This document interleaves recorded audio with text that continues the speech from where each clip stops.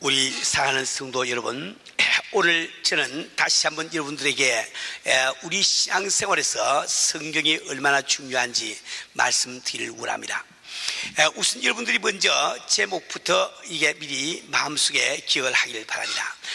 먼저 요약해서 말씀드리면 성경은 바로 우리 신앙생활의 객관적인 진리가 되기 때문에 귀중한 거예요. 두 번째로 성경은 바로 우리 생활의 지침이 되기 때문에 중요합니다. 세 번째로 성경 말씀은 바로 우리의 생명이 되기 때문에 중요합니다. 네 번째로 성경 말씀은 우리의 믿음과 또 축복의 기초가 되기 때문에 귀중합니다. 다섯 번째로 이 성경 말씀은 우리 지혜의 근본이 되기 때문에 중요합니다. 여섯 번째로 이 성경 말씀은 바로 우리 성도의 금이 되기 때문에, 칼이 되기 때문에 중요한 거예요. 6가지 말씀드리는데 우리 마음속으로 한번 외워봅시다. 제일 첫 번째로 객관적인 진리가 되기 때문에, 설명은 나중에 드리도록 하겠습니다. 두 번째로 우리 생활의 지침이 되기 때문에, 세 번째로 우리의 생명이 되기 때문에, 네 번째로 우리의 믿음과 축복의 기초가 되기 때문에, 다섯 번째로 우리 지혜의 근본이 되기 때문에, 여섯 번째로 바로 성령의 금이 되기 때문에, 마음속에 다시 한번 각자 한번 외워보세요. 첫 번째 뭐랬죠? 첫째로 객관적인 진리가 되기 때문에, 두 번째로 우리 생활의 지침이 되기 때문에, 세 번째로 우리의 생명이 되기 때문에, 네 번째로 우리의 믿음과 축복의 기초가 되기 때문에, 다섯 번째로 지혜의 근본이 되기 때문에, 여섯 번째로 바로 성령의 금이 되기 때문에, 한 번만 더 마음속으로 외워보세요. 자, 우리 성령의 중요성을 6가지로 말씀드렸는데, 첫 번째로 객관적인 진리가 되기 때문에, 두 번째로 우리 생활의 지침이 되기 때문에, 세 번째로 우리의 생명이 되기 때문에, 네 번째로 믿음과 축복의 기초가 되기 때문에, 다섯 번째로 지혜의 근본이 되기 때문에, 여섯 번째로 바로 성령의 금이 되기 때문에, 우리 말씀을 다 이렇게 들으면서 잘 외우셔야 돼요. 자, 우리 성도 여러분, 성경은 왜 우리에게 그토록 중요한 거? 바로 우리 신앙생활의 객관적인 진리가 되기 때문에 중요한 겁니다. 우리 기독교 신앙에서는 빠질 수 없는 두 가지가 있는데, 그 첫 번째는 객관적 진리요, 두 번째는 주관적 체험이라 이렇게 이야기합니다. 객관적 진리라고 하는 것은 바로 이 성경 말씀을 이야기합니다. 우리에게 만약에 어떤 객관적인 진리가 없다고 하면 우리는 무엇을 믿을 것인지, 어떻게 믿을 것인지, 어느 방향으로 우리가 가야 될 것인지 도무지 저희들은 알지를 못할 거예요. 반드시 객관적인 틀이 있을 때 우리 신앙이 있을 수가 있는 거죠. 근데 아무리 객관적인 진리가 있다 할지라도 내가 그것을 주관적으로 체험을 하지 못하면 그것은 하나의 탁상공론이요, 또 그것은 그림 속에 떡이 되고 마는 겁니다. 우리 성도 여러분, 우리 개신교에서 바로 우리가 가진 66권 성경 말씀은 정확무한 하나님의 말씀이요, 이 말씀만이 우리 신앙의 유일균이라 고백하는 이유가 바로 거기에 있습니다. 두 번째로 이 성경 말씀은 우리 생활의 지침이 되기 때문에 대단히 중요한 거예요. 우리는 세상을 살아가면서 어떤 일정한 행동 규범이 없으면 안 됩니다. 우리의 이 지침이 없으면 안 된단 말이에요. 무엇을 기준으로 우리는 해야 할 일과 하지 말아야 될 일을 우리가 결정할 것인지 그 기준이 없으면 안 됩니다. 기준이 없는 행동을 우리는 미친 행동이라고 이야기하고, 기준이 없는 사람을 미친 사람이라 우리가 이야기를 하게 되는 거예요. 우리 성도 여러분, 근데 우리가 생각하는, 내가 알고 있는 기준이 객관적인 기준이 될 수가 없습니다. 예를 들어서 우리는 생각할 때 어떤 사람의 말을 우리 긍정할 때 고개를 이렇게 하지요, 또 부정할 때는 이렇게 하지요. 이것은 다 어디 가나 다 공통이다 이 생각이 쉽단 말이에요. 그것이 하나의 기준이 된다고 생각이 쉽습니다. 근데 불가리아에 가보면은 거기서는 yes 할 때는 이렇게 하시고 no 할 때는 이렇게 하는 거예요. 아주 혼란이 일어납니다. 그것까지 참 좋은데, 우리 딸이 이번에 스리랑카를 다녀와서 하는 이야기를 들어보니까 거기서는 yes를 갖다가 요렇게 한대요. 요렇게 예? 그래서 사람들을 탁 세워놓고 이야기를 하는데 전부 다 이제 우리처럼 아멘, 아멘 향처럼 그 사람 다 이러고 있으니까 머리가 어집더래요. 이것이 아주 그 타의 나라마다 그 기준이 다르다 말입니다. 우린 지난번에 옛날에 우리 참 이 인도에 가 있던 선교사 김영자 선교사님 우리 교회 와서 간증하실 때 참 허탈하게 한 이야기를 지금도 기억을 하고 있습니다.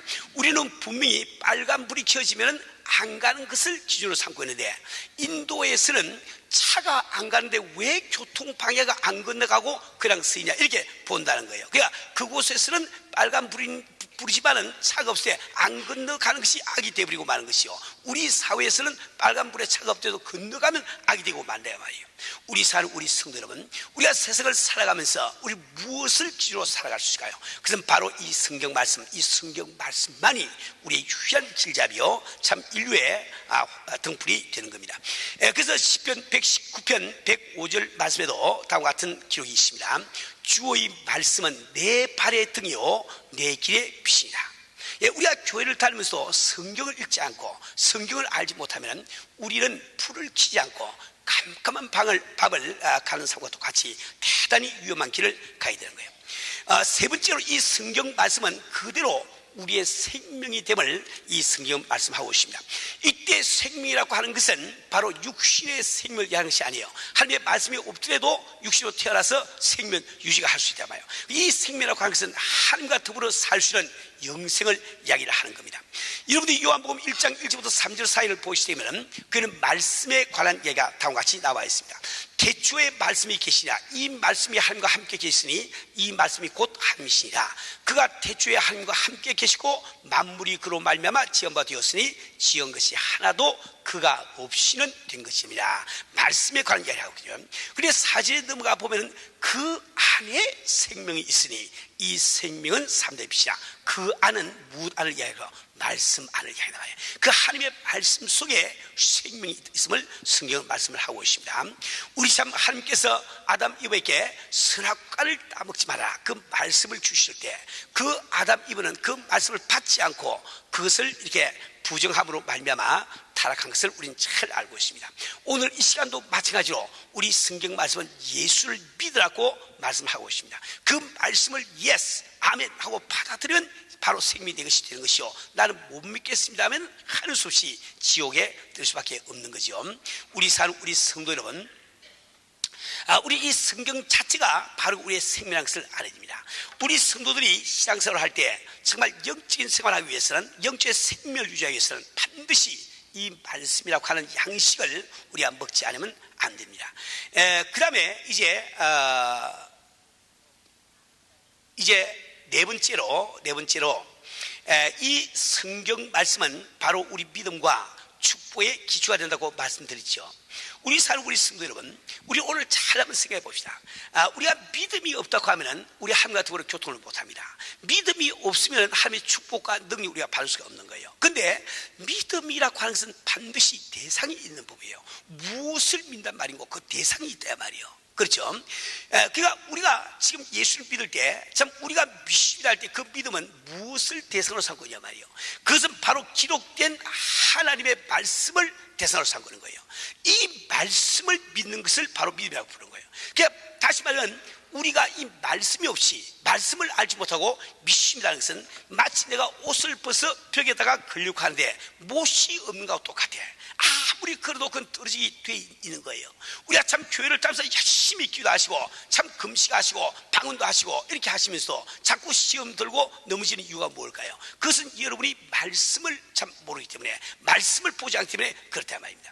우리 사는 우리 성도 여러분, 우리 말씀이야말로 바로 참 우리의 믿음과 또 축복의 기초가 됨을 꼭 믿으시기를 주님으로 부탁드립니다.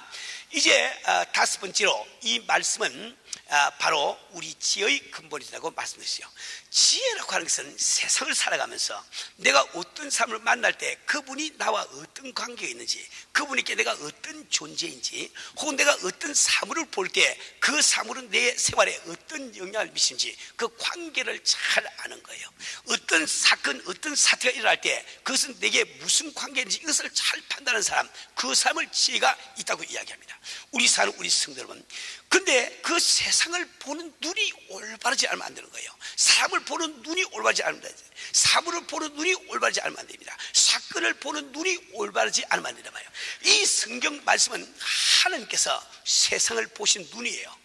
이 성경 말씀에는 하나님이 세상을 어떻게 보고 계신지 이게 다 나와 있단 말이에요. 근데 우리는 그 하나님의 눈이 가장 정확한 것을 잘 압니다. 그래서 우리는 성경 말씀을 통해서 나는 내가 누구인지 알게 되며, 내가 어디로 와서 어디로 가는지 알게 되며, 어떻게 사는 것이 내 생활에 가장 유익한지 이것을 우리가 알게 된단 말이에요. 이 성경 말씀을 통해서 비로소 우리는 하나님이 어떤 분이신지, 내게 어떤 분이신지, 내 이웃들이 내게 무슨 관계를 갖고 있는지 이것을 우리가 다 알 수가 있단 말이에요. 그래서 이 성경 말씀이야말로 바로 우리 지혜의 근본임을 꼭 기억을 하셔야 됩니다.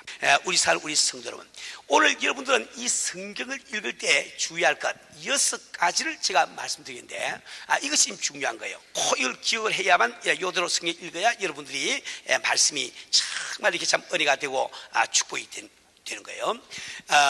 우리 오늘 그 본문 말씀에 보니까 우리 예수님은 아무리 하나님의 말씀이라 할지라도 길가에 떨어지면 뿌리도 내리기 전에 새가 와서 쭈아 먹어버리며, 흙이 얇은 돌밭이 떨어지면 곧 싹이 나오지만은 해가 돋으면 타버리고, 또 가시떨기 위에 떨어지면 가시가 자라서 기운을 막아버리고, 좋은 땅에 떨어져야 100배 혹은 60배 혹은 30배의 수확을 거둘 수 있다고 말씀을 하고 계시오. 여기서 땅이라고 하는 것은 말씀을 받는 우리의 마음 자세를 뜻하고 있단 말이에요. 이게 옥토라고 하는 것은 어떤 마음 자세냐, 그것을 제가 6가지로 설명해 드리겠어요. 제일 첫째로 지금부터 외웁시다. 우선 여러분 믿음으로 성경을 보셔야 된단 말이에요. 두 번째로 주님을 사모하는 마음으로 보셔야 됩니다. 세 번째로 하나님의 뜻을 확인하기 위해서 보셔야 됩니다. 네 번째로 긍정적인 안경을 쓰시고 성경을 보아야 됩니다. 다섯 번째로 영적인 것을 구해서 성경을 보셔야 돼요. 여섯 번째로 체험하기 위해서 성경을 보셔야 됩니다. 다시 한번 제가 불러드리죠. 마음속으로 외워보세요. 첫째로 믿음으로, 두 번째로 주님을 사모하는 마음으로, 세 번째로 하나님의 뜻을 확인하기 위해서, 네 번째로 긍정적인 안경을 쓰고, 다섯 번째 영적인 것을 찾아서, 여섯 번째로 체험하기 위해서. 다 외워야 됩니다. 우리 사는 우리 성도 여러분, 우리가 이 성경을 볼 때는 이 성경을 믿음을 가지고 보셔야만 됩니다. 바로 이 성경 말씀은 하나님께서 친히 나에게 개인적으로 하신 편지임을 믿으시고 성경을 보셔야 됩니다. 우리가 정말 이 성경이 하나님께서 내게 하신 편지 믿어질 때 우리가 어찌 기도하는 마음을 갖지 않고 성경을 읽을 수가 있겠습니까? 뿐만 아니라 여러분들은 꼭 기억하세요. 하나님은 전지전능하시고 그분은 선하시고 사랑하심을 믿으시고 그걸 꼭 믿고 성경 보세요. 그러면 많은 구절이 자연히 해결이 됩니다. 깨달아집니다. 두 번째로 여러분들은 주님을 사모하는 마음으로 성경을 읽어야만 됩니다. 왜 그런가 하니까 이 성경 말씀은 바로 우리 인간들이 주님을 찾아가는 지도와 똑같단 말이에요. 이 성경 전체는 바로 예수님에 대한 이야기를 하고 있습니다. 그래서 우리 예수님께서는 요한복음 5장 39절에서 다음과 같이 말씀하고 계세요. 너희가 성경에서 영생을 얻는 줄 생각하고 성경을 상고하거니와 이 성경이 곧 너희에 대하여 증가하는 것이로다. 또 우리 예수님께서는 엠마로 가는 그 제자들에게 말씀하시는 장면에서 누가복음 24장 27절에 다음과 같이 기록되어 있어요. 이에 모세와 및 모든 선지자의 글로 시작하여 모든 성경에 쓰신 바 자기에 관한 것을 자세히 설명하시라. 이 성경에 쓰는 모든 것이 바로 예수님에 관한 것임을 말씀해 주고 있다. 우리 이 성경을 볼 때 이 성경 말씀 가운데서 내가 주님을 만나고 내 주님을 더욱더 잘 알고 우리 주님과 깊이 교제하라. 이 욕심, 그런 그 욕심을 가지고 성경 볼 때 옥토 같은 마음으로 성경을 볼 수 있습니다. 세 번째로 성경은 하나님의 뜻을 확인하기 위해서 읽어야 됩니다.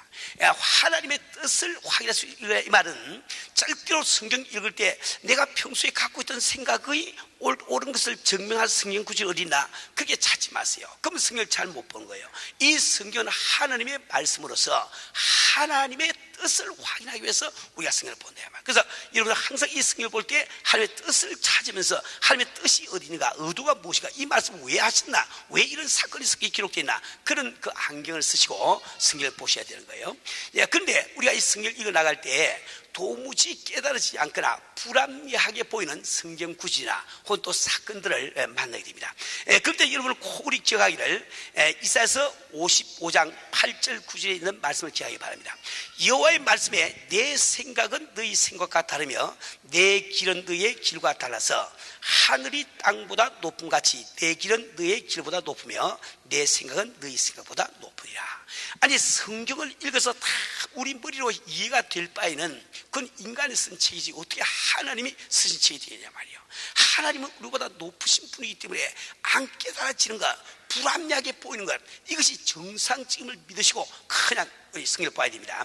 근데 여러분들이 참 성경을 보실 때 깨달지 않을 때는 꼭 기도를 하세요. 제 경우도 처음에 참 은혜를 받고 난 다음에 이 성경 말씀이 하나님이 내게 하신 말씀이 깨달아지니까 저는 막 성경을 들고 막 그냥 막 주야로 읽었습니다. 그 읽을 때 사흘에 한 번이 읽어지더라고요. 그게 읽으면서 깨달아지지 않는 부분 때문에 상당히 마음에 어려움을 많이 겪었단 말이에요. 한 번은 제가 밤에 성경을 읽는데 그때 어느 장면인지 잘 모르겠는데 여하튼 도무지 이게 이해가 안 되는 거예요. 이상하다, 하나님이 계신데 왜 이런 사건이 일어나는가? 왜 하나님의 말씀에 이런 사건이 기록되어 있는가? 도무지 이게 깨달아지지 않습니다. 아주 불합리하게 느끼신단 말이에요. 저는 그때 당장 무릎을 꿇고 카페트 위에 앉았습니다. 앉아서 저는 이렇게 기도했습니다. 주님, 이 종을 용서해 주세요. 왜 아버지의 말씀이 저한테는 불합리하게 보일까요? 그래서 아버지가 틀린 것이 아니고 내가 무엇인가 잘못된 것이 있으니 나를 용서하시고 성경 말씀 좀 깨닫게 도와주세요. 저는 간절히 기도하고 그날 밤 잠을 잤습니다. 근데 그날 새벽에 일어나서 참 딴 때처럼 간절히 주 앞에 새벽 기도하고 그냥 혼자서 성경을 이제 아무데나 탁 펼친 거예요. 펼쳐서 탁 이렇게 보니까 어떤 성경 구절 하나가 눈에 확 이렇게 들어옵니다. 그 성경 구절이 마태복음 22장 29절 말씀인데 거기 보니까 너희가 성경도 하나님의 능력도 알지 못하였는 고로 오해하였도다. 할 말 하나도 없는 거죠. 오해했다고 하니까. 그렇죠.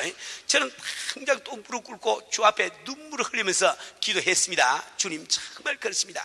나는 정말 성경을 몇 번 읽어도 이 성경을 다 이해할 길도 없고 참 우리 하나님이 전능하시다는 그 뜻이 무슨 말인지 알 길도 없는데 왜 내가 어줍지 않은 내 자를 가지고 주님의 말씀을 이렇게 자제를 해서 뭐 불합리하니 많이 하고 있습니까? 주님, 나를 용서해 주세요. 우리 주의 말씀이 불합리하게 보인다 할지라도 나는 그대로 믿고 그대로 따르겠습니다. 주 앞에 간절히 기도한 적이 있습니다. 우리 성도 여러분들도 정말 참 이 성경을 볼 때 그렇게 보셔야 됩니다. 또 여러분들이 이 성경을 볼 때에 선입견이 강한 사람은 자연히 이 하나님의 뜻을 발견할 수가 없는 거예요. 제가 우리 교회에서 옛날에 우리 교인들에게 그런 좀 우스갯소리를 갖다가 해드린 적이 있는데 제가 고등학교 다닐 때 여하튼 남녀 학생들이 10몇 명이 모여가지고 한 방에서 파티를 하게 됐단 말이에요.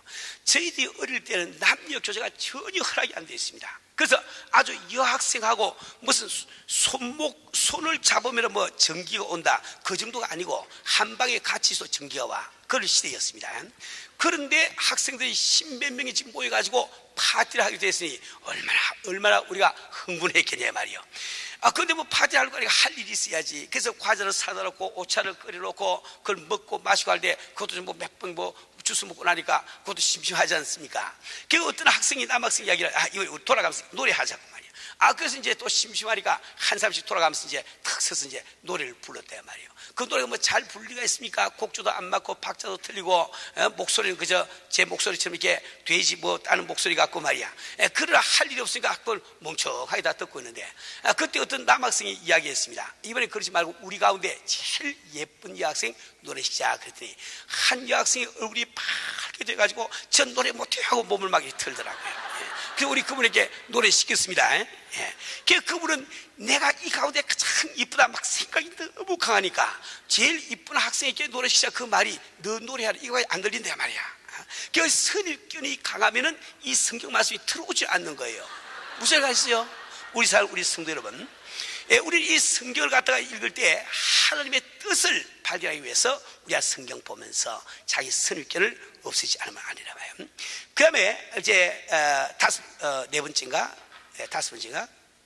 네 번째로 긍정적인 안경을 쓰고 성경을 읽으라 말씀해요. 긍정적인 안경을 쓰고, 우리 사람들은 굉장히 부정적인 안경을 쓰고 있습니다. 그럼 왜 그러니까 이 세상 임금은 사탄 마귀예요. 사탄 마귀는 좌절된 영입니다. 그래서 부정의 영입니다. 그래서 우리는 그 가운데 살면서 알지 못하게 사탄 마귀의 영향을 받아서 부정적인 생각이 우리 마음속에 확 차 있단 말이에요. 그래서 우리가 보통 물어봅니다. 요즘 잘 지나십니까? 어떤 사람은 생각지도 않고 습관적으로 나오는 말이 죽지 못해 살지요. 습관적으로 나와요.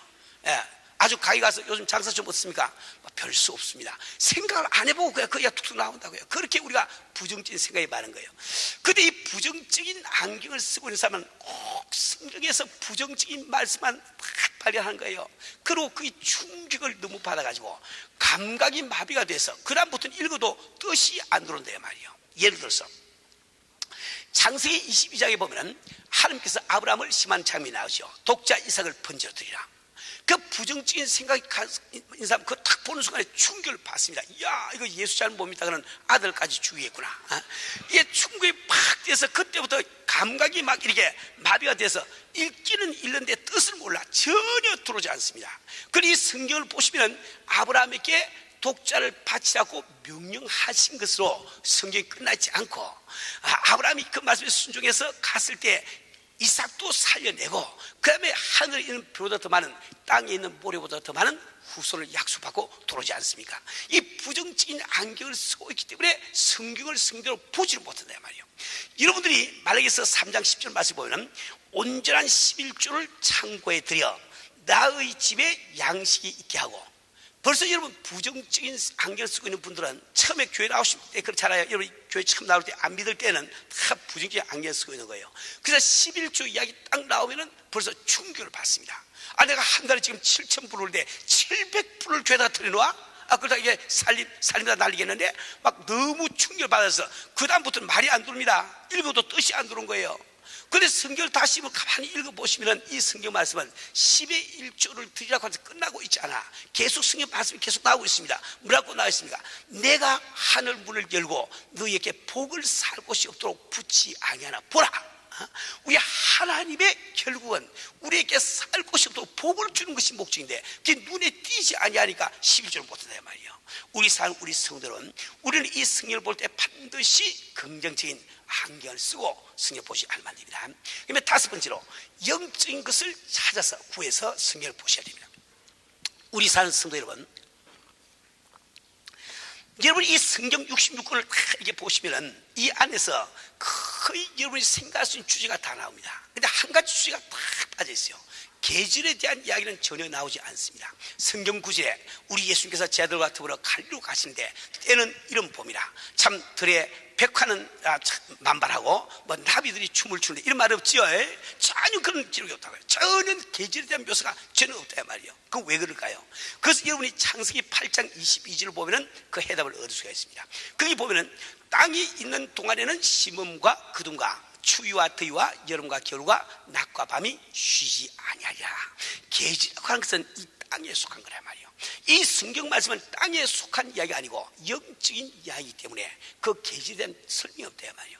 여러분 이 성경 말씀에서 세상 것을 찾으면 그 사람 실패합니다. 반드시 영적인 것을 구해서 여러분 성경을 보셔야 돼요. 우리 성도 자신이 바로 세상의 것을 구하는 것이 아니고 참 하늘의 영원 복락을 구하는 신앙 것을 구하는 우리들이 아닙니까? 이제 마지막으로 성경 반드시 경험하기 위해서 보지 않으면 안 됩니다. 하나님께서는 그분의 말씀을 우리에게 연구의 대상으로 혹은 지식의 대상으로 주신 것이 아닙니다.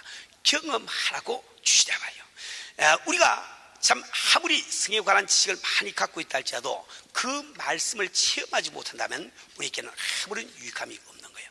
하나님은 바로 하나님의 말씀이 내게 이루어지라 갈망하면서 그 말씀을 체험하기를 원하는 사람들에게 관심을 갖고 계심을 꼭 기억하기 바랍니다. 이번 성경을 읽으면서 주 예수를 믿으라. 그리하면 너와 내 집안이 구원이 얻으리라 말씀이시면 믿으세요. 그 구원을 체험하라 말이요. 그렇게 몸부림치는 그 사람이 성경을 제대로 읽는 겁니다. 여러분들이 참 이렇게 성경을 보니까 구하라 그리하면 너에게 주실 것이요, 찾으라 그리하면 찾을 것이요, 두라 그리하면 너에게 열리라 말씀을 보시면 그냥 기도 들어가세요. 이야, 이거 구하기만 구하면 주신구나 하고 그저 내가 얻을 때까지 체험할 때까지 기도한다 말이야. 우리 사는 우리 성도 여러분, 또 혹은 내가 성경에서 그러므로 하나님의 능하신 손 아래서 겸손하라. 때가 되면 너희를 높이시라. 하나님이 나를 높이시라. 비추면 그 영광이 오직 하느냐 말이요. 근데 그 방법이 하나님의 능력에 참 이렇게 능하신 수 안에서 겸손한 것이라. 그럼 그 겸손하고 애를 쓰는 거예요. 그것이 바로 말씀을 체험하려고 하는 태도라. 그것이 바로 옥토와 같은 마음이 되는 거예요. 오직 승리들에게 임하시면 권능을 받고 예루살렘과 온 유다와 사마리아 땅까지 이르러 내 증인이 되리라. 아니 권능을 받아 주여 나도 권능 주시옵소서. 그 권능 받을 때까지 기도하시고 또 금식하시고 철회하시고 이 매달리는 이런 그 신앙할 때 우리 주님은 그것을 기뻐하신단 말이에요. 우리 주님께서 참 예루살렘과 온 유다 사마리아 땅까지 내 증인이 되리라 말씀하였으면 내가 같은 때를 어떤지 무엇인지 전하는 거야. 그렇게 참 이 말씀에 순종하는 것, 체험하는 것, 이것이 바로 성경을 올바르게 읽는 길임을 꼭 믿으시길 바랍니다. 우리 성도 여러분, 우리는 금년도의 표와 목표를 다시 한번 기억을 하시길 바랍니다. 우리 금년도 표는 열매를 맺자. 즉 다시 말해 여러분 한 분 한 분이 열매 맺는 성도가 되게 하기를 원하는 거예요. 그 열매를 맺기 위해서 우리가 해야 될 일이 무엇인가? 바로 목표, 말씀을 깊게, 성품을 높게, 전파를 넓게 우리 말씀드렸죠. 우리 성도 여러분, 우리는 정말 우리 같은 그리스도의 몸을 이룩하고 있으면서 이번에 우리 몸된 교회에서 정한 이 금년도 표와 목표를 잘 우리 기억하시면서 우리 한 사람 한 사람이 그런 삶이 될 수 있도록 노력하시기를 주님으로 축원합니다.